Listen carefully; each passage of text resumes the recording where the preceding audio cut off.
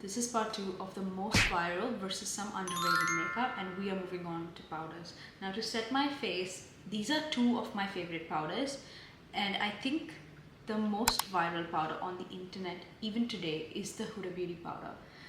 This has been talked about by everyone and anyone, and I think it deserves all the hype. I have still not found a loose powder, quote, loose powder as good as this one. However, a powder that was not that hyped or didn't go viral was the One Size pressed powder. And I think this powder deserves so much more love. I know this is a pressed and this is a loose powder, but these are two of my favorite products, and when I'm comparing powders, this is the most hyped, this is not, but they perform equally as beautiful. Let's just compare them and see. I'm using the Huda Beauty powder on the most viral side, and this is in the shade Sugar Cookie, and it is more of like a translucent color. However, the One Size one that I'm going to use has pigment to it. The One Size powder, as you can see, I have really loved it. It's well loved for all the good reasons.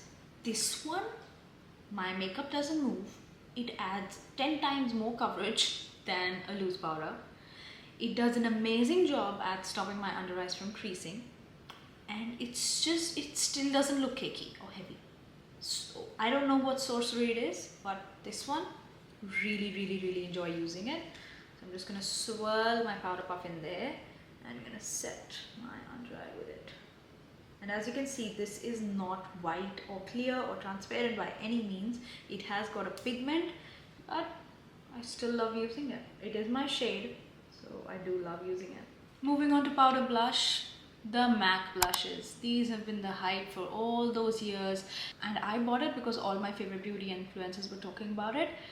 I don't see the hype.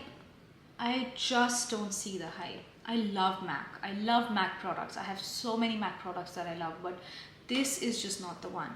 Now, I have my own reasons for it. Number one, this always gathers like a hard sort of an oily layer on the top, and I have to keep scraping it, which is one wastage of product. Number two, it's not too comfortable to use because it's a formula that I just can't work with, because the moment I swirl my brush in, it gets a layer, and I know it's oils transferring from the face, from the fingers, whatever.